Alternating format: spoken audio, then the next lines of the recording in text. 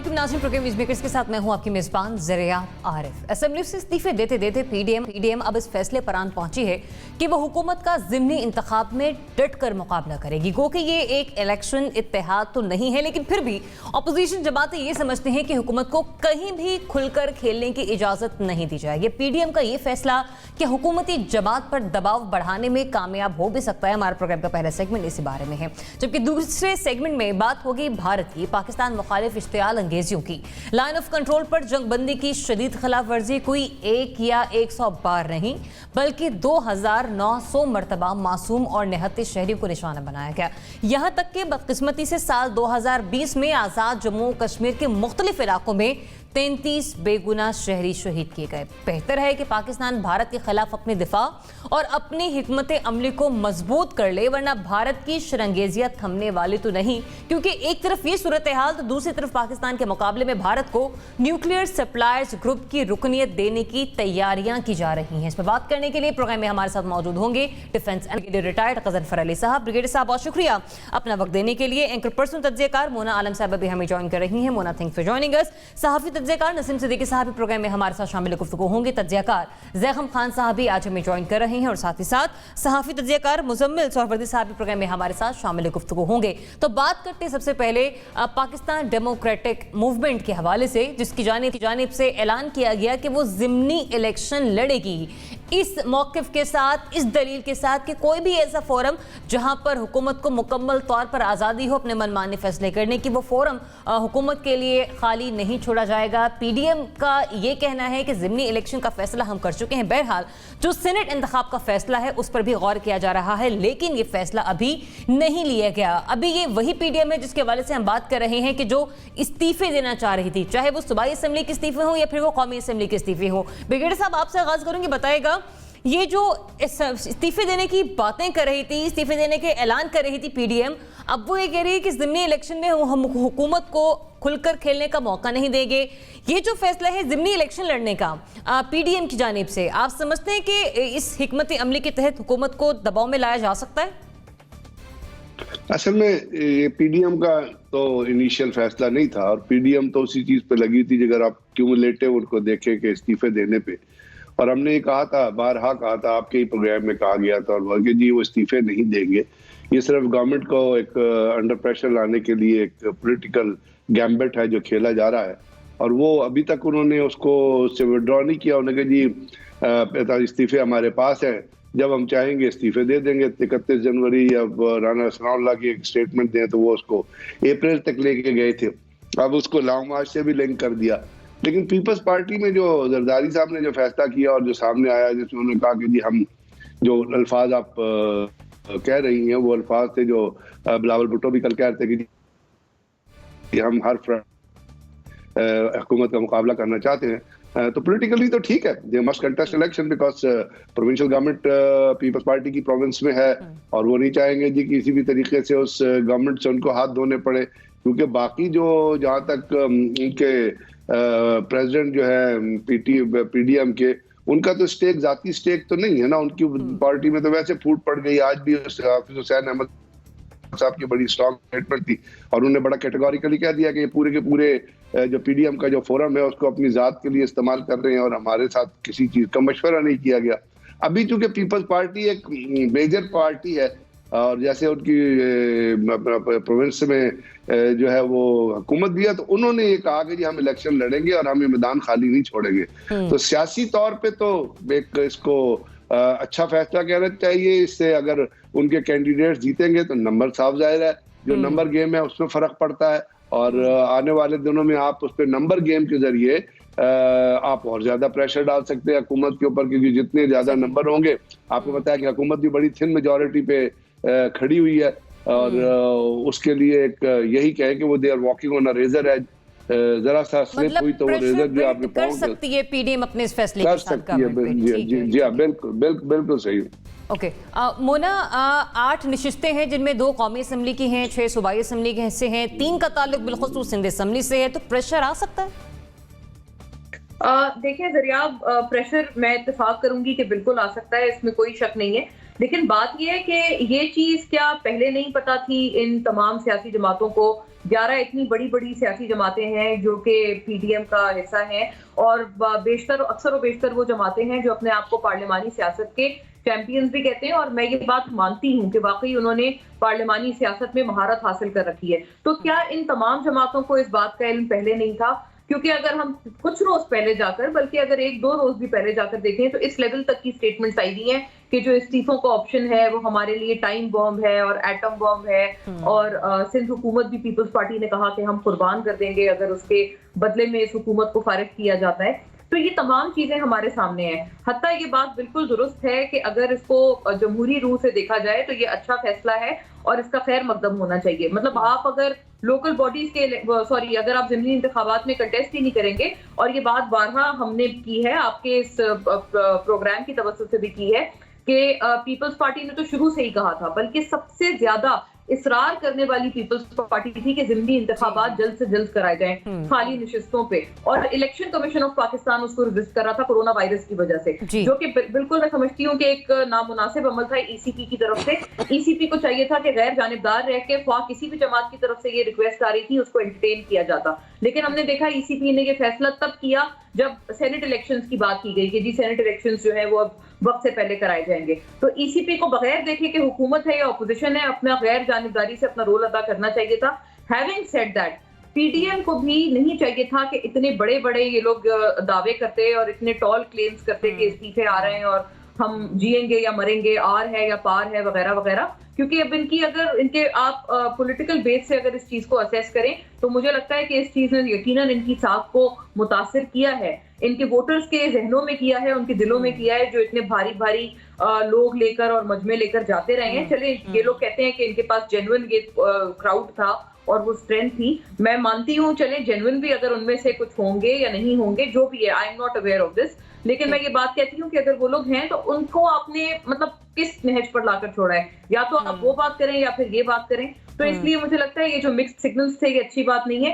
हत्ता ये कि वजीर आजम इमरान खान ने यूटर्न को कहा था कि लीडर की निशानी है, जिसके ऊपर उनको अपोजिशन बहुत स्टार्क तनकीद का निशाना बनाते हैं, लेकिन ऐसा लगता है कि वजीर आजम के यूटर्न से ये लोग भी काफी मुतासिर हैं। जैगम साहब, ईसीपी के हवाले से मुन्ना ने बात की, मैं सिर्फ एक नॉर्मल तरीके से बात करना चाह रही हूँ कि उस वक्त कोरोना की वजह से मौखर कर दिया गया, आप समझते हैं कि बेहतर नहीं था? दूसरा ये कि इलेक्टोरल कॉलेज कंप्लीट नहीं था, अगर सेनेट इंतखाबात में जाते हैं शायद ये सोच के भी फैसला सामने आया। बाकी ये कि जो इस्तीफे देने वाली जमातें थी वो कहने हम ज़िमनी इंतखाब लड़ेंगे, ले आएंगे प्रेशर में इस फैसले के साथ।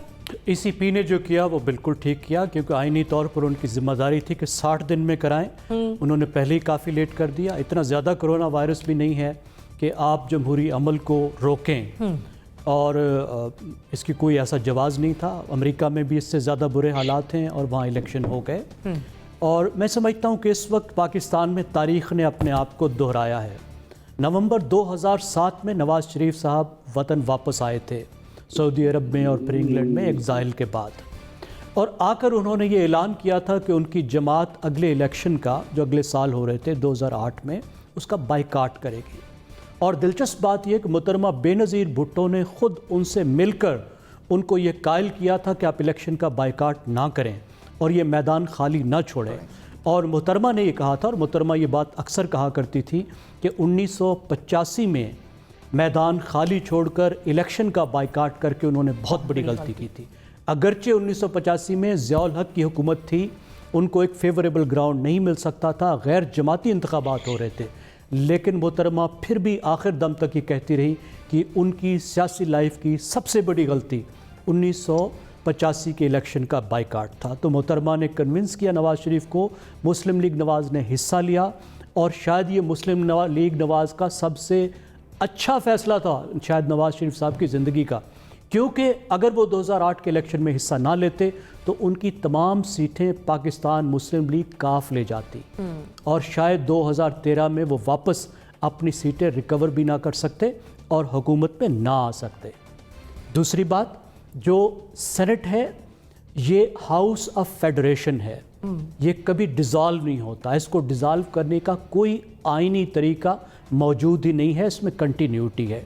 इसमें सीटें खाली करना तो बिल्कुल एक सुसाइड है जो कोई पार्टी अफोर्ड नहीं कर सकती, ख़ास तौर पे एक ऐसी पार्टी जो किसी छोटे सूबे को रिप्रेजेंट कर रही हो। क्योंकि जैसे मैंने अर्ज़ किया, ये हाउस ऑफ फेडरेशन है, यहाँ हर सूबे की बराबर नुमाइंदगी है और जो छोटे सूबे हैं वो फेडरेशन में अपने हकूक़ का तहफ़्फ़ुज़ सेनेट के ज़रिए करते हैं। जब आप सेनेट को खाली नहीं छोड़ सकते तो वो इंतखाबात जिनका मकसद सेनेट का जो हल्का इंतखाब है उसको मुकम्मल करना है, उसको भी नहीं छोड़ सकते। तो ये बिल्कुल मुनासिब उनका फैसला है जो लिया गया है। बाकी जहाँ तक नैरेटिव की बात है, पिछले भी 5 साल हमें याद है जब आपको पता है हर कुर्बानी से पहले कुर्बानी भी हुआ करती थी, हर अगले हफ्ते में जो है वो एम्पायर भी उंगली उठाया करता था। तो ये चलता रहेगा, लेकिन जो स्ट्रेटजी है वो बिल्कुल ठीक है, यही करना चाहिए था। सिद्दीकी साहब, फैसला तो ले लिया गया, अब ये इत्तेहाद भी नहीं है पीडीएम का, लेकिन बहरहाल प्रेशर आएगा। बिस्मिल्लाहिर्रहमानिर्रहीम, शुक्रिया ज़रिया। प्रेशर आप देखें, पीडीएम का कोई प्रेशर नहीं है गवर्नमेंट के ऊपर। गवर्नमेंट के जो वज़रा हैं वो जवाब दर जवाब ज़रूर देते हैं उनकी जो भी बयानात आते हैं पीडीएम वालों को, लेकिन पीडीएम ने अभी तक कोई भी ऐसा काम नहीं किया जिससे नज़र आए कि हुकूमत के ऊपर वो दबाव डाल सकते हैं, क्योंकि उसके जो प्रेसिडेंट हैं वो एक हारे हुए शख्स हैं, उनकी अपना कोई स्टेक नहीं है और वो कायल करने की कोशिश कर रहे थे मुस्लिम लीग नून को, पीपल्स पार्टी को। और आपके पिछले प्रोग्रामों में भी हमने कह दिया था कि इस्तीफे नहीं आएंगे और उसमें मेन जो स्टेक होल्डर होगा वो पीपल्स पार्टी होगी। मरियम खुद तो मेंबर है नहीं, उन्होंने कहा कि जी हमारे पास इतने क्या लफ्ज़ इस्तेमाल किए थे कि ढेर के ढेर घर पे इस्तीफ़ों के लग गए हैं। और वो जो दो इस्तीफे उड़ते हुए पार्लियामेंट हाउस में पहुंच गए थे, उस पर भी उन्होंने बड़ी बयानबाजी की थी कि वो जाओ और जाके उनको कहो कि ये इस्तीफे हमारे हैं। आपने देख लिया कि एक तो उनके देवर थे या रिश्तेदार थे, दूसरे भी मुस्लिम लीग के नून के जो कारकुन थे, अरकान थे सॉरी, उन्होंने कहा कि ये जाली है, ये हमारे इस्तीफे नहीं है। तो इस्तीफ़ों का तो धर्म तख्ता हो गया हुआ था पहले ही। और जो लाहौर में ख़ास करके इनका जो जलसा नाकाम हुआ था, उसके बाद से आपने देखा है कि पीडीएम में अपने अंदर बहुत ज़्यादा इख्तलाफात पैदा हो गए। जिस तरह JUIF में मौलाना ने अपने 4 लोगों को, अरकान को निकाला है, तो वो तो अपनी पार्टी संभालना उनके लिए मुश्किल है। वो खुद इस वक्त दबाव में आ गए हैं, क्योंकि एक तो अरकान निकाले हैं, उसकी वजह से उनके ऊपर दबाव है। दूसरा, ये जो मुस्लिम लीग नून या दूसरी पार्टियों ने इस्तीफों से बैकआउट किया है, तो वो भी दबाव पीडीएम पे ही आया है, मौलाना फजलुर रहमान पे आया है। जिस तरह ये अपने धरने में मौलाना फजलुर रहमान बड़े दबंग किस्म के दावे कर रहे थे और कुछ हमारे तज्जियाकार भी बड़ी उम्मीदें लेके बैठे हुए थे, तो इसी तरह आप देख लें कि ये पीडीएम से भी उम्मीदें लेके बैठे हुए हैं, लेकिन पीडीएम का कोई दबाव नहीं है हुकूमत के ऊपर। हुकूमत दिन ब दिन अपना काम कर रही है। आपने देखा कि प्राइम मिनिस्टर अपने इजलास उसी तरह कर रहे हैं, काबीना के इजलास हो रहे हैं, मीटिंग्स हो रही हैं। तो मेरे नहीं ख्याल में कि पीडीएम जिस इस वक्त खुद दबाव में है, वो हुकूमत को क्या दबाव में लाएगी। मुज़म्मिल साहब, सिद्दीकी साहब फरमा रहे हैं कि हुकूमत की जो कारकर्दगी है या उसकी हिकमत अमली है वो तो जूं की तूं है, वो अपने काम कर रही है उसी तरीके से, तो फिर प्रेशर कहाँ पर आया है? अब ज़रा इसके बारे में भी मुझे वाज़ेह कीजिएगा कि जो इस्तीफे देने जा रहे थे वो अब ज़िमनी इंतखाब लड़ने की बातें कर रहे हैं, फिर इससे आ सकती है कोई ना कोई प्रेशर गवर्नमेंट की तरफ? अगर सेनेट का इंतखाब 1 माह पहले कराने का ऐलान किया है तो वो पीडीएम के प्रेशर में नहीं किया। क्या पीडीएम के लॉन्ग मार्च की डेट्स को सामने रखकर सेनेट का इंतखाब और इस्तीफ़ों को सामने रखकर सेनेट का इंतखाब हुकूमत 1 माह पहले नहीं कराना चाहती, वरना अपने टाइम पे कराती है। 1 माह पहले कराने की क्या ज़रूरत है? प्रेशर है ना पीडीएम का कि गवर्नमेंट को अपनी स्ट्रेटजी चेंज करनी पड़ी और वो जल्दी कराना चाहते हैं कि कई मतलब हाउस ना टूट जाए। अच्छा, फिर इसी तरह ये जो ECP ने ज़िमनी इंतखाब जो उन्होंने कई माह से कोविड के एतराज़ पर रोके हुए थे, यकदम उन्होंने क्यों ऐलान किया उसका? वो भी पीडीएम का प्रेशर था। उनका मतलब था कि पीडीएम को इस तरफ लेके आए। तो ऐसी बात नहीं है। सियासत के खेल में दोनों फ़रीक़ैन अपनी अपनी चालें चलते हैं, दोनों फ़रीक़ैन अपनी अपनी तरफ से दबाव डालते हैं। कभी ये हम देखते हैं बतौर के कभी एक का दबाव चल रहा होता है और कभी दूसरे का दबाव चल रहा होता है। एक के दबाव के नतीजे में दूसरा अपनी हिकमत अमली तब्दील करता हुआ नज़र आता है और दूसरे के दबाव के नतीजे में पहला अपनी हिकमत अमली तब्दील करता हुआ नज़र आता है। तो ये तो सियासत के खेल का हुस्न है कि इसमें हरफ आखिर तो नहीं होती कोई बात, day to day situation change होती है। और हमारे वज़ीर-ए-आज़म ने कहा है कि यू टर्न लेना बड़े लीडर का काम है, तो उनका पाला भी बड़े लीडरों से पड़ा है क्योंकि वो ख़ुद भी बड़े लीडर हैं। तो अब बड़े लीडर के मुकाबले पे छोटे लीडर तो नहीं उतारे जा सकते। तो जो बड़े लीडरों ने के साथ मुकाबला करने के लिए छोटे लीडरों ने भी बड़े लीडरों वाली हरकतें शुरू कर दी हैं। लेकिन फिर भी on a lighter note, Naseem साहब ने कहा कि गवर्नमेंट बहुत अच्छा काम कर रही है, बहुत अच्छा काम कर रही है। 100 रुपये की बजाय पेट्रोल 2 रुपये महंगा कर रही है, बहुत अच्छा काम कर रही है। बिजली 3 रुपये महंगी कर रही है, बहुत अच्छा काम कर रही है। और हाउस ऑफ फेडरेशन को नहीं छोड़ा जा सकता, ये बात मैं जैगम साहब की एग्री करता हूँ। और मैं समझता हूँ कि ये मिस कैलकुलेट कर गई पीडीएम का ख्याल था कि अगर वो इस्तीफ़े देंगे तो हॉल्ट हो जाएगा सेनेट का इलेक्शन, जब तक दोबारा नहीं बनेंगे उसका वोट बैंक, उसका जो कॉन्स्टिट्यूंसीज हैं वो मुकम्मल नहीं होंगी तो सेनेट का इलेक्शन नहीं हो सकेगा। वो हॉल्ट करना चाह रहे थे। मेरे ख्याल में ये मिस कैलकुलेट हुआ पीडीएम से, लेकिन चूंकि उनके पास कोई स्क्रिप्ट नहीं है और ख़ुद काम करने के वक्त गलतियाँ हो जाती हैं, और अगर कोई तहरीक को स्क्रिप्टेड हो और उसको पीछे से पूरा प्लान मिल रहा हो तो फिर गलतियाँ नहीं होती हैं, और जब खुद कर रहे हो तो ज़रूर गलतियाँ हो जाती हैं। मिसकैलकुलेशन का यहाँ पे आपने लफ्ज इस्तेमाल किया ब्रिगेडियर साहब, आपका पॉइंट मैं आपने हाथ खड़ा किया, मैं आपकी तरफ आती हूँ, लेकिन जरा इस पर भी अपनी इंडोर्समेंट दीजिएगा कि मिसकैलकुलेशन की बात करें। मुजम्मिल साहब, वाकई कुछ ऐसे हुआ 11 जमातें, 11 सियासी जहन, मिसकैलकुलेशन कैसी हो गई? सर ये जो स्क्रिप्ट है या नहीं है इस पे भी जरूर बताइएगा हमें।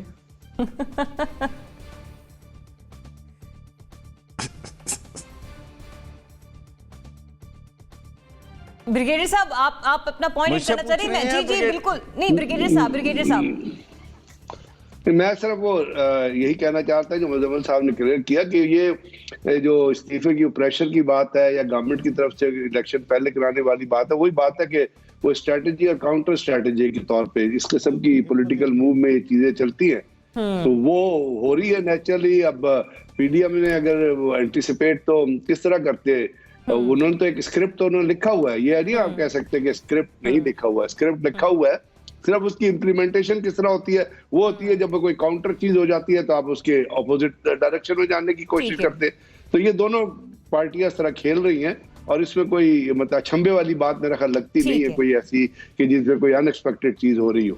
ठीक है, बाहर से भी तो आ रहा है ना, ये स्क्रिप्ट बाहर से आया हुआ है। चले एक ही यहीं से जुमला में आप लोगों ने कहा कि सियासत में कुछ हमें तबसरा करना है ना कि खुद लिखा है या औरों से कहीं से कॉपी किया है और कॉपीराइट्स किसी और के हैं। मुख्तसर सियासत में हरफे आखिर कुछ नहीं है, ले लिया गया है पीडीएम की तरफ से फैसला। अब देखना ये कि कितना प्रेशर जो है कर पाती है। ज़िमनी इंतखाबात में 2 कौमी असम्बली की नशिस्तें हैं, 6 का ताल्लुक सूबाई असम्बली की नशिस्तों से है। लेट्स सी कि यहाँ पर कौन सी जमात हुकूमत को टफ टाइम देने में कामयाब हो पाती है। मुझे बढ़ना एक ब्रेक की तरफ, स्टे ट्यून्ड।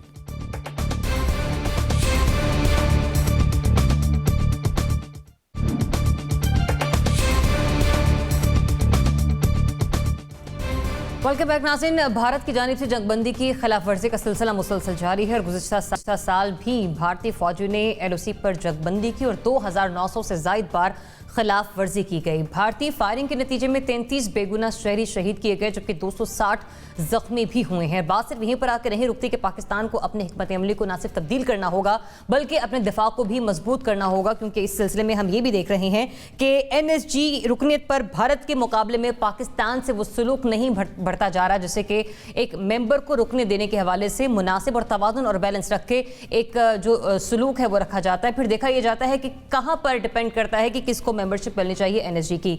ऐसे में पाकिस्तान की स्ट्रेटजी होनी क्या चाहिए, पाकिस्तान को किस तरह से हिकमत अमली अपनाने की जरूरत है? ब्रिगेडियर साहब बताएगा, हमें इस वक्त इस चीज की जरूरत है, हमारी हिकमत अमली किस हद तक बेहतर होनी चाहिए? देखिए, 2 आपने बहुत अहम इश्यूज की तरफ इशारा किया है। पहली बात on going line of control पे जो फायरिंग हो रही है, और फायरिंग जो है वो जारी है उस वक्त से जिस वक्त नरेंद्र मोदी ने पहली टर्म में वजीर आजमशिप संभाली थी, और वो एक बाकायदा तौर पे एक फुल फ्लेज स्ट्रैटेजी का हिस्सा है। और वो स्ट्रैटेजी उन्होंने उसी वक्त डिस्क्राइब कर दी थी जिसको उन्होंने 2.5 फ्रंट वॉर का नाम उस जमाने में दिया था। बाद में उसको वो सर्जिकल स्ट्राइक के हिसाब से कोल्ड स्टोर डॉक्ट्रिन भी बनाई गई।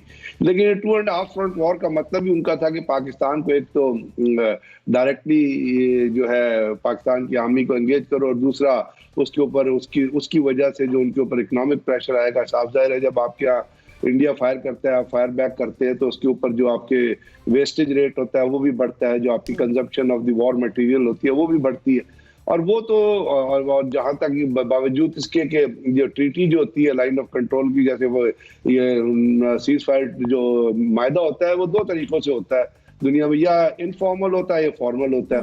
इनफॉर्मल दोनों स्टेट्स के दरमियान होता है, ये तो फॉर्मल ट्रीटी है जो दोनों स्टेट से साइन की हुई है, लेकिन इंडिया उसको नहीं मान रहा। और उसको मानने का ना मकसद ये है कि अब फिलहाल तो खैर, पहले तो वो एक तौर पे कर रहे थे कि पाकिस्तान में जिस तरह आपको पता है इलेक्शन के अंदर और अपनी एक हुकूमत की रेट साबित करने के लिए अपने मुल्क के अंदर रेट हो ना हो, लेकिन पाकिस्तान के खिलाफ कोई काम करके वहां पे इंडिया के अंदर अपने मुल्क की एक लीडरशिप की ब्रेवनेस, एक लीडरशिप की करेज और एक लीडरशिप का जो इफेक्टिवनेस है उसको साबित करने के लिए पाकिस्तान मुखालिफ बयानिया जो वो मुख्तलिफ तरीक़ाकार से अपनाया जाता है और वो जारी रखे हुए। अब उसके ऊपर हिकमत अमली जब आती है तो वो तो दो ही चीजें होती है। एक तो ये होता है कि आप मामले को उन ताकतों के सामने लेके आए जाए जो उसके सुन के उस पर गौर करे, या यूएनओ में लेके जाए, तो यूएनओ तो फिलहाल तैयार नहीं है इस किस्म की किसी चीज को एक्सेप्ट करने के लिए या उसके ऊपर किसी तरह बिहेव करने के लिए या उसके ऊपर कोई स्ट्रैटेजी बनाने। दूसरी चीज ये है कि आप उसका ऑपरेशनल रिस्पांस जो होता है वो आप उसका ऑपरेशनल रिस्पांस दें, और ऑपरेशनल रिस्पांस पाकिस्तान आर्मी या पाकिस्तान रेंजर्स आपको पता है देती चली आ रही है, और इस तरह दे रही है कि अगर आप इंडिया के अखबार हिंदू या India.com उठा के पढ़े तो वो कहते हैं कि जी हमारे यहाँ इतने लोग मारे गए हैं, पाकिस्तान सिविलियंस पे फायर करता है, वो इसको दूसरी तरफ प्रोपेगेट करते हैं। हालांकि पाकिस्तान आर्मी की पॉलिसी है कि वो सिर्फ इंडियन जो पोस्टें हैं उनके ऊपर फायर करती है, कि cross the line of control कोई अपना 25 किलोमीटर ट्रांस फ्रंटियर जो है ज्यादातर इंडिया ने पाकिस्तान मुसलमान विलेजेस जो है वो रखे हुए, खास तौर पे जब आप अखनूर से ऊपर चले जाते हैं, जम्मू के कुछ इलाके में हिंदू विलेजेस आते हैं लेकिन वहां पे लाइन ऑफ कंट्रोल पे फायर ही नहीं होता है ऊपर आपके राजौरी और अखनूर से ऊपर, तो वहां मुसलमान विलेजेस हैं, मुसलमान लोग रहते हैं, तो पाकिस्तान आर्मी उन गांवों पे फायर नहीं कर सकती है। ये कंपल्शन तो आप उनकी पोस्टों को एंगेज करते हैं और बड़ा इफेक्टिव एंगेजमेंट होती है, उसकी बहुत सारी वीडियोज भी सामने आएंगी। अब दूसरा आपने एक बहुत इंपॉर्टेंट चीज की है जिसका इस मुख्तसर टाइम में अहाता करना बहुत मुश्किल है कि हिकमत अमली क्या हो, लेकिन आपको पता है NSG का जो पूरे का पूरा जो ग्रुप वजूद में आया था 1974 में, ये आया ही इंडियन एक्सप्लोजन की वजह से था। 1975 में 48 स्टेट्स ने ज्वाइन किया था। इससे पहले एक होता था जेंगर कमेटी होती थी 1971 में, जिसका बुनियादी मकसद था कि IAEA की जो सेफ गार्ड है ना, इंटरनेशनल एटॉमिक एनर्जी कमीशन की, उसको इम्पोर्ट को उसके ऊपर पाबंदी लगाए उन चीजों की जिसको वो ट्रिगर लिस्ट का नाम देते थे, जो इस्तेमाल हो सकती है न्यूक्लियर वेपन बनाने में। फिर जब इंडिया ने धमाका किया तो फ्रांस से प्रपोज किया कि एक ऐसा फोरम बनाए न्यूक्लियर सप्लाई ग्रुप जिसका वजूद में आया। लेकिन उसमें वजूद में आने के बाद आपने देखा एक अभी रिसेंट एक वाकया हुआ है जो जहन में रखिएगा तो आपको तमाम चीज समझ आ जाएगी कि अमेरिका ने टर्की के ऊपर सैंक्शंस लगाई हैं S-408 मिसाइल जो वो खरीद रहे हैं रशिया से। तो उन्होंने टर्की के ऊपर सैंक्शन लगाई है कि जी हमारी टेक्नोलॉजी को उसके खिलाफ है, लेकिन वो सैंक्शन इंडिया भी ने 2018 में मुआहदा साइन किया, रशिया इंडिया के ऊपर वो सैंक्शन नहीं लगी है। तो आप इससे अंदाजा लगा लीजिए कि NSG ग्रुप में कौन है जो मनूवर कर रहा है। और दूसरा सबसे बड़ी डेवलपमेंट जो है वो है क्वाड की, जिसमें ऑस्ट्रेलिया है, जापान है, और क्वाड में ऑस्ट्रेलिया है जो बड़ा वेसिफरसली सपोर्ट कर रहा है कि इंडिया को जो NSG की में शामिल करके उसको एग्जम्पशन दी जाए। हालांकि इसके अंदर इसकी क्लॉजेस जो पढ़े अगर आप NSG की, उस क्लॉजेस के मुताबिक डिस्क्रिमिनेटरी ट्रीटमेंट हो ही नहीं सकता, और पाकिस्तान को इसको ही लेके आगे चलना है कि वो चाइना, आयरलैंड, टर्की, ब्राजील और ऑस्ट्रेलिया। पॉइंट आपका आ गया, मुझे आगे बढ़ने की इजाजत दीजिए। मुजम्मिल साहब, एक तरफ हम देखते हैं कि कश्मीरियों का इस्तेसाल हुआ, फिर दूसरी तरफ भारत ने जंगबंदी की खिलाफ वर्जियां की, और फिर साथ ही साथ पाकिस्तान के अंदर भी भारतीय नेटवर्क जो है पाकिस्तान मुखालिफ बहुत से सरगर्मियां सर अंजाम दे चुके हैं। करना क्या होगा अब हमें? मेरी बात सुने, हमने रिसेंटली भारत और चीन का तनाज़ा लद्दाख के ऊपर देखा, और वहाँ पर भारतीय फ़ौजियों की भी कैजुअल्टी की खबरें आईं और भारत ने कहा चीनी फ़ौजियों की कैजुअल्टी की भी खबरें आईं, लेकिन एक गोली फायर नहीं हुई, क्योंकि वहाँ सीज़ फायर का मुआहदा है भारत और चीन के दरमियान। ना भारत गोली चलाता है और ना चीन गोली चलाता है। लेकिन ऑन द कॉन्ट्ररी जब वही भारत हमारे साथ आ जाता है तो ना कोई सीज़ फायर का मुआहदे की परवाह करता है, ना कुछ करता है, और हम रोज़ देखते हैं कि हमारी मासूम जानों का ज़या होता है और लोग भारतीय गोलाबारी का निशाना पड़ते हैं। ये एक एक्ट ऑफ वॉर है, और मैं समझता हूँ कि जब तक भारत वापस सीज़ फायर पे नहीं आ जाता, पाकिस्तान को ये ऐलान करना चाहिए कि हमारी भारत से जंग जारी है, और ये एक एक्ट ऑफ वॉर है, और हम भी न्यूक्लियर स्टेट हैं, भारत भी न्यूक्लियर स्टेट है। जिस तरह चाइना भी न्यूक्लियर स्टेट है और भारत भी न्यूक्लियर स्टेट है, तो उनके दरमियान एक सीज फायर है। अगर हम इसको दुनिया के पास नहीं लेके जाएंगे और कहेंगे कि हम पर चलने वाली गोली को हम अपने ऊपर हमला तस्वर करेंगे, तब तक दुनिया भी हमारे ऊपर चलने वाली गोली के लिए हमारे साथ खड़ी नहीं होगी और इसकी सीरियसनेस नहीं लेगी। वो कहेंगे दोनों मुल्क आपस में लगे हुए हैं, कोई बात नहीं। फिर तो कोई बात नहीं, अगर 2900 बार की है तो 5500 बार इस साल कर लेंगे, क्योंकि ये बढ़ती जा रही है। अगर आप देखें हर साल वो इस डॉक्ट्राइन को लेके चल रहे हैं और इसको ज़्यादा से ज़्यादा बढ़ा रहे हैं, क्योंकि उनके नज़दीक ये बहुत कामयाब जा रही है। अगर आपके दुश्मन के नज़दीक उसकी हिकमत अमली कोई कामयाब जा रही है, तो आपको उसकी काउंटर स्ट्रेटजी के ऊपर असर नौ गौर करना चाहिए। और मैं समझता हूँ कि it's an act of war, और इसको एक्ट ऑफ वॉर के तौर पे ही लेना चाहिए। इसको कोई झड़पों के तौर पे या कोई एक लोकली कोई मामला नहीं देखना चाहिए। पहली बात तो ये है। मुना एक तो इसलिए मैं समझता हूँ कि इसके साथ अब जब आपने NSG की बात की है जी, तो देखें, अमेरिका, ओबामा ने वेवर दिया और 2016 में अमेरिका सपोर्ट कर रहा था इंडिया को, और अमेरिका ने ही बाकी मुल्कों को भी आगे लेके आया कि भारत की मेंबरशिप की जाए NSG में, और अमेरिकन सपोर्ट से वो काम शुरू हुआ। और चाइना ने उसको ब्लॉक किया और कुछ कंट्रीज़ ने चाइना के साथ मिलकर उसको ब्लॉक किया, क्योंकि उसमें NPT के वेवर का मामला है। लेकिन मैं समझता हूँ कि अब तो हम अमेरिका के बहुत ब्लू आइड हैं। हमने उनके लिए इतनी बड़ी पीस ट्रीटी की है अफ़गानिस्तान में, इतना बड़ा उनको वहाँ से निकलने का रास्ता लेके दिया है, और इस वक्त तो मैं समझता हूँ हमने अमेरिका को बहुत सर्व किया है। तो उस सर्विस के नतीजे में अमेरिका को जो वेवर्स उन्होंने इंडिया को दिए हैं, हमें भी डिमांड करने चाहिए, एहतजाज की बजाय उनसे बात करनी चाहिए कि ठीक है, आप कहने के ठीक है, डिमांड के बजाय हमें बात करना पड़ेगी और बात करके ही इस मसले को हल किया जा सकता है और अपना बनवाया जा सकता है। मोना, क्या करने की जरूरत है? एक तरफ NSG है, दूसरी तरफ भारतीय शरंगेजियां रुकने का नाम नहीं लेती।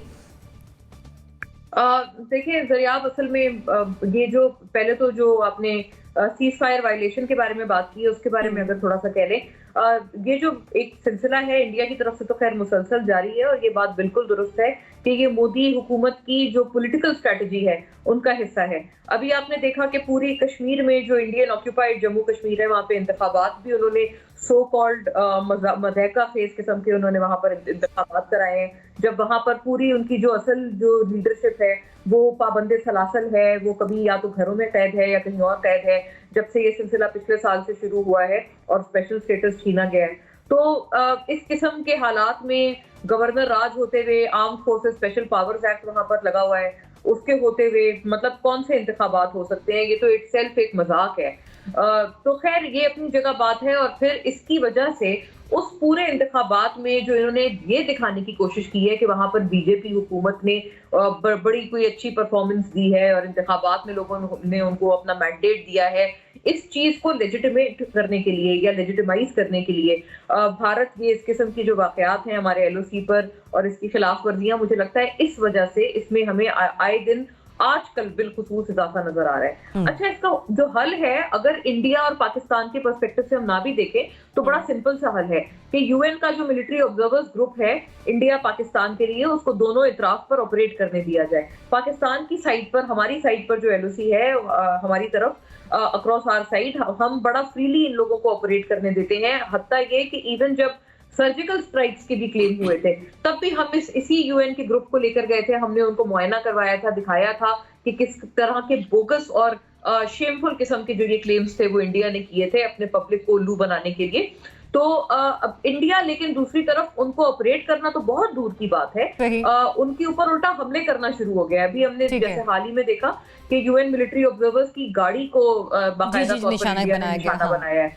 तो इससे शर्मनाक तो कोई बात हो ही नहीं सकती जब UN की अपनी मिलिट्री ऑब्जर्वर्स के जो एक थर्ड पार्टी है, वो पाकिस्तानी नहीं है, वो हिंदुस्तानी भी नहीं है, वो आपको अपना न्यूट्रल एनालिसिस देंगे कि आया कौन कर रहा है ये जंगबंदी की खिलाफ वर्जी। लेकिन अगर आप उनको भी ऑपरेट नहीं करने दे रहे थे, लेकिन इसके बाद आपने उनके ऊपर हमले बाकायदा तौर पर करना शुरू कर दिए, आप सिर्फ इस बात से अंदाजा लगा लें कि अगर इस अमल के बाद भी दुनिया चुप है, EU की डिसइंफो लैब ने जिस तरह से एक्सपोज किया है भारत को, उसके बाद भी दुनिया चुप है, डोजियर के बाद भी दुनिया चुप है, तो जाहिर है इसका मतलब ये है कि इंडिया के साथ जो इकोनॉमिक इंटरेस्ट हैं ठीक या है। जो उनके मंडी के बड़ी मंडी के होने की वजह से इंटरेस्ट हैं वो इतने हाई हैं, इतने पैरामाउंट हैं दुनिया के लिए कि उसको हम लोग बीट नहीं कर पा रहे हैं। ठीक है मोना, पॉइंट आपका आ गया, पॉइंट इसका आपका आ हल गया। सिर्फ बेहतर सिफारतकारी है और मेरा ख्याल है इसके अलावा कोई हल नहीं। जगम साहब, जो इकोनॉमिकली कंडीशन है इंडिया की वो पाकिस्तान के बहुत सारे मामलात पर हावी और असरअंदाज हो रही है, पाकिस्तान को फिर क्या करने की ज़रूरत है? बिल्कुल आप दुरुस्त कह रही हैं ज़रिया। आज ही मैं जो अमेरिका का मारूफ फॉरेन पॉलिसी मैगज़ीन है उसका आर्टिकल पढ़ रहा था। उसका टाइटल है why China winning against India, कि चीन भारत से क्यों जीत रहा है। और ये जीत थी उस कन्फ्लिक्ट की जो चीन और भारत के दरमियान में पिछले दिनों हुआ और अभी ख़त्म नहीं हुआ। यानी गलवान वैली जो है, जो चीन और भारत के दरमियान लाइन ऑफ एक्चुअल कंट्रोल है 3500 किलोमीटर लंबी, यहाँ पे गोली नहीं चलती, लेकिन बग़ैर गोली चलाए पीट पीट कर चीनियों ने दर्जनों भारतीय फौजी मार दिए हैं। 600 स्क्वायर किलोमीटर के रकबे पर कब्ज़ा कर लिया है, भारत को पता नहीं चला। हैवी वेपन एक दूसरे के सामने हैं, लेकिन भारत की ना हिम्मत है और ना ही उसमें इसकी सलाहियत है कि वो वहाँ पे चीन को मज़ीद प्रोवोक करे। तो मोदी जैसी हुकूमत, एक पॉपुलिस्ट हुकूमत जो अपने मुल्क में सीना फुला के फिरती है, उनके पास अपने लोगों को दिखाने के लिए कुछ नहीं है। और दिखाने के लिए वो क्या करते हैं, वो इतनी बेशर्मी की बात है कि वो मासूम लोग बॉर्डर पे रहने वाले, पाकिस्तान की तरफ भी और भारत की तरफ भी। अब पाकिस्तान के लिए जो चैलेंज है वो सिर्फ मिलिट्री नहीं है। मिलिटरीली तो हम डील कर लेते हैं, जाहिर है जब वो फायरिंग करते हैं तो यहाँ से भी होती है, उनको जवाब पूरा पूरा मिल जाता है, ये कोई वन साइडेड बात नहीं है। लेकिन पाकिस्तान के लिए चैलेंज ये होता है कि हमें जितना अपनी तरफ की आबादी का एहतराम है और ख्याल है, उतना ही हमें भारत वाली तरफ की आबादी का ख्याल है, क्योंकि उनको भी हम अपने लोग समझते हैं। भारतीय कश्मीर भी हम उसको पाकिस्तान का हिस्सा समझते हैं। तो आपने बहुत ठीक इशारा किया कि चैलेंज मिलिट्री से ज़्यादा इकोनॉमिक है और डिप्लोमेटिक है। और फिर आप देखिए कि इसके रेपरकशंस जो चीन और भारत के दरमियान में कन्फ्लिक्ट आ गया है, उसका न्यूक्लियर सप्लाई ग्रुप पर बराह रास्त असर है। वो असर ये है कि न्यूक्लियर सप्लाई ग्रुप के 45 मेंबर हैं और भारत का उस ग्रुप में शामिल होने के लिए ज़रूरी है कि 45 के 45 अग्री करें। चाइना पहले भी इस पर इतराज़ कर रहा था और कह रहा था कि अगर भारत को शामिल करना है तो पाकिस्तान को भी शामिल करना चाहिए। और अब तो कोई सवाल ही नहीं रहा कि चीन इस बात की इजाज़त दे कि भारत न्यूक्लियर सप्लाई ग्रुप में शामिल हो। ठीक है जी। और न्यूक्लियर सप्लाई ग्रुप में जहाँ डिस्क्रिमिनेशन की बात है, एक शर्त मैंने आपको बता दी कि 45 का अग्री करना ज़रूरी है। दूसरी जो शर्त है वो ये है कि तमाम जो भी मुल्क मेंबर बनता है न्यूक्लियर सप्लाई ग्रुप का, उसका एनपीटी का पहले से मेंबर होना ज़रूरी है। पाकिस्तान और भारत दोनों एनपीटी के मेंबर नहीं है और अमेरिका की ये कोशिश है कि ये वाली जो शर्त है इस पर भारत को वेवर मिल जाए, पाकिस्तान को ना मिले। तो ऐसा मुझे उम्मीद है ऐसा नहीं होगा। सिद्दीकी साहब, आप देखें ज़रा, ये बड़ी ही शर्मनाक बात है कि जो भारत रोज़ बरोज़ एलओसी के ऊपर अटैक करता है और निहत्ते कश्मीरियों के ऊपर जो है वो उनके बम आके गिरते हैं और हमने देखा कि बहुत ही मासूम जाने जाती हैं। लेकिन दुनिया की आप ये देखें कि आंखें उन्होंने बंद की हुई है। ह्यूमन राइट्स की तंजीमें हो या यूएनओ हो, पाकिस्तान तो चीख चीख के मर गया। पाकिस्तान ने डोजियर दिया, पाकिस्तान ने साबित किया कि कुलभूषण जो है वो उनका एक दहशत गर्द है जो पाकिस्तान में दाखिल होकर ऑन ड्यूटी ऑफिसर है उनका, और उसने यहाँ पर धमाके किए, बहुत कुछ किया। लेकिन दुनिया के कान पर जो है ना जू भी नहीं रेंग रही इस मामले में, क्योंकि बात वही मोना ने जो की थी कि इकोनॉमिक इंटरेस्ट जो है, इकोनॉमिक इंटरेस्ट दुनिया के बहुत ज़्यादा है और एक बहुत बड़ी जो अपना इंडिया मुल्क है, तो उनकी नज़रें उनकी इकोनॉमिक्स एक्टिविटीज़ पे लगी रहती हैं। वो लोगों को मारते रहे, मासूम लोगों को जाने से जा रहे हैं, लेकिन किसी की उस बात के ऊपर जो है वो नज़र नहीं पड़ती। पाकिस्तान अपनी कोशिश जारी रखे हुए, पाकिस्तान जवाब भी देता है। पाक फ़ौज हमारी हर वक्त तैयार रहती है, वो जब यहाँ पर फायरिंग करते हैं उसका जवाब ज़रूर जाता है। लेकिन पाकिस्तान की मजबूरी यही होती है कि जो दूसरी तरफ लाइन ऑफ कंट्रोल के रहने वाले कश्मीरी हैं वो उनकी तरफ फायरिंग नहीं कर सकते। तो ये जो इनकी पोस्टें हैं उनको तबाह करते हैं और बड़ा मुंह तोड़ जवाब पाक फौज की तरफ से दिया जाता है। लेकिन दूसरी तरफ अफसोस की बात है कि जो दुनिया है उसकी आंखें इन मामले में बंद है। दूसरी तरफ जो आपने बात की है उसमें यह है कि डिस्क्रिमिनेशन तो है, पाकिस्तान एक मुस्लिम मुल्क के तौर पे भी जो है वो दुनिया की आंखों में खटकता है, क्योंकि अगर हम न्यूक्लियर पावर है, इंडिया न्यूक्लियर पावर है, तो दोनों को बराबरी का दर्जा देना चाहिए, दोनों को जो सप्लाई ग्रुप है उसमें शामिल करना चाहिए। लेकिन हमेशा पाकिस्तान के साथ जो है वो ज्यादती की जाती है, बीइंग मुस्लिम कंट्री भी। और इंडिया क्योंकि अपना अमेरिका की आंखों का तारा है और वो चाइना के मुकाबले पे उनको एक ताकत के तौर पे लाना चाहता है या देखना चाहता है, जो कि उनका ख्वाब कभी भी पूरा नहीं होगा। क्योंकि अभी जो चाइना ने बॉर्डर के ऊपर जो उनकी फेंटी लगाई है जिस तरह बगैर असले के, वो दुनिया ने देख लिया कि इतनी बड़ी जंगी ताकत बनती है, लेकिन ये चाइना ने उनको मार मार के उनकी दुर्गत निकाल दी।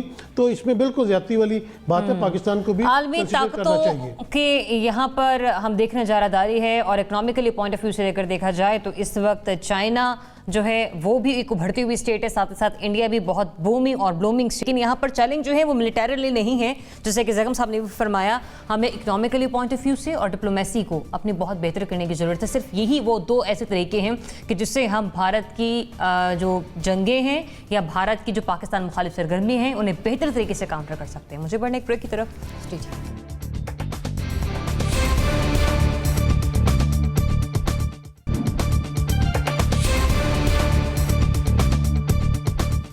जी वेलकम बैक नाज़रीन, आज बात कर लेते हैं इस्लामाबाद के हवाले से, जहां पर आज इंतहाई अफसोसनाक वाक़या रुनमा हुआ। ये मामला ताहाल मशकूक है कि पुलिस की फायरिंग से जो नौजवान जाँ बहक हुआ, आखिर ये मामला था क्या। कहा यह जा रहा है कि कॉल आई और बताया गया कि कुछ डाकू हैं जो कि फ़रार होने की कोशिश कर रहे हैं।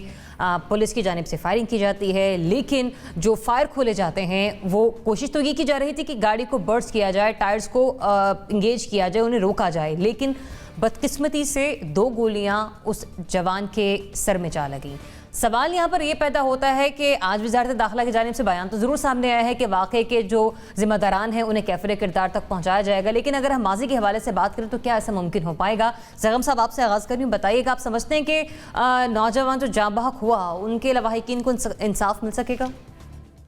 अगर साहिवाल के जो साने के मुतासरीन उनके लवाहिकीन को नहीं मिला, अगर मॉडल टाउन के जो मुतासरीन हैं उनके लवाहिकीन को नहीं मिला, हर रोज़ ऐसे वाक़े होते हैं, तो मुझे तो उम्मीद नहीं है कि इंसाफ मिलेगा।